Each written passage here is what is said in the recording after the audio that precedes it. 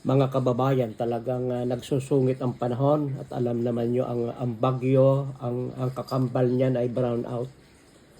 Ating nakita na pati transportation ay talagang hirap. Mga karsada ay sira.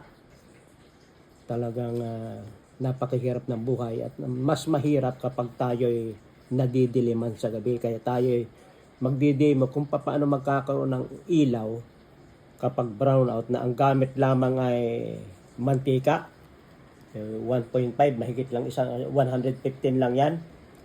Use oil, mga pinagperituhan natin. Kahit yung mga use oil sa mekaniko, yung pinagpalitan ng langis ng makina. Basta langis ay mahalaga. Ang ating gamit lamang ay simple. Meron tayong ganitong garapon.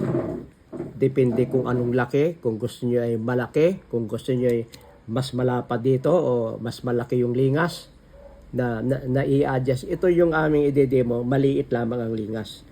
At sapagkat mahirap ang buhay, ay hindi puro langis ang ilalagay natin dyan. Pwedeng lagyan ito ng buhangin. Pwedeng lagyan ng maliliit na bato. Basta yung pamparami, yung abot sa kalahati. Ngunit sapagkat yun ay baka wala pang buhangin, baka wala pang bato, ay atin na lamang lalagyan ng asin. Itong asin na ito ay mura. Kaya ito mura, hindi ito iodized. Ito yung malalaki. 1 kilo nito ay 12 pesos lang. Doon kayo bibili sa talagang nagbibenta ng 4 kilo. Walang 12 pesos ang kilo. Napakamura yan. At ang kuha natin ay maglalagay tayo ng kalahati.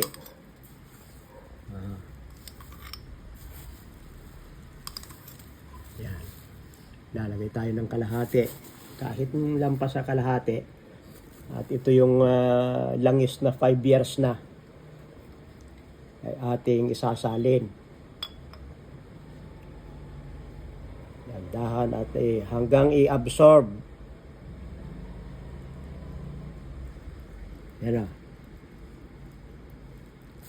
Ngayon, ang sunod na pampalingas, itong palito ng posporo, pwedeng hindi palito, basta yung pwedeng gamitin. Ay ating ibabalot. Yan. At pag nabalot na, lagyan natin ng konti at inabsorb na.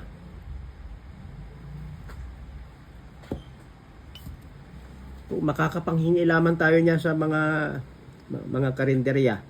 Atin dong ilulubog.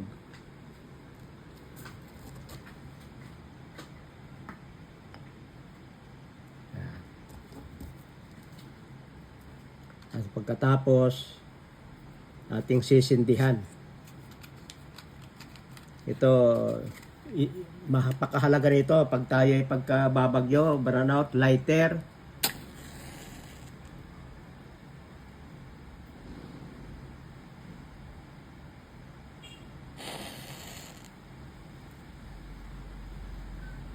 Hanggang maglingas. Pag mailagay na yung asin saka yung langis, itong bulak, gaganyanin ninyo. Bibilutin. Ganyan. Ngayon, kung gusto ninyo ay malaki yung lingas, ay di malaki-laki yung ibabaw. Yan ay maliit lamang yung lingas, so para matipid, maliit lang. Pag nilakihan ninyo yan, ay di malaki din. Kaso lang ay maganda ay maliit lang. At sapagkat yan ay langis, lilingas yan. Pag mabubo, matabig yan, ay medyo delikado. Pero mas delikado yung gas. Kaya ang kuwan ay palito ng posporo na binalot ang bulak. Ito naman ay puro bulak. Naku, ay yung isang ganito, napakatagal maubos. Ang advantage ito sa gas, ito'y walang usok. Pag gas ang ginamit natin ay iitim yung kisame.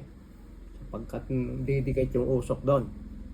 Ay sapagkat langis, yung pagkasunog niya ay dahan-dahan, mas matipid kaysa gas. Kaya ito, 115, pwedeng 1 linggo, 2 linggo natin budget kung gabi lang natin gagamitin. Magkaroon man ng brownout, gawa ng mga ng bagyong yan, ay at least ay mayroon man lang tayong ilaw kahit baga ganyan lang. At kung yan naman ay para hindi mako ng hangin, yung itong ganitong bute, bubutasan ninyo yan. At bubutasan din dito, tatanggalin yung puwitan, tatanggalin niya at isasaklob para humangin man ay hindi agad mamatay itong ito. Sapagkat pag gaganyan yan yung mga ilawan nung unang panahon, kikita ninyo ay makakabili pa kayo niyan. Yung lingas may nakagayong bubog ito din yung principle. Kaya napakasimple ho, magkakailaw ka 1 linggo, 115. Tapos ay ilang kutsara nitong 12 wala pang 10% yung nakuha natin, napakamura. Bulak, di kaya itong palito ng posporo. Maraming salamat sa inyong pagsubaybay sa Natural Wellness, si Pastor Vito.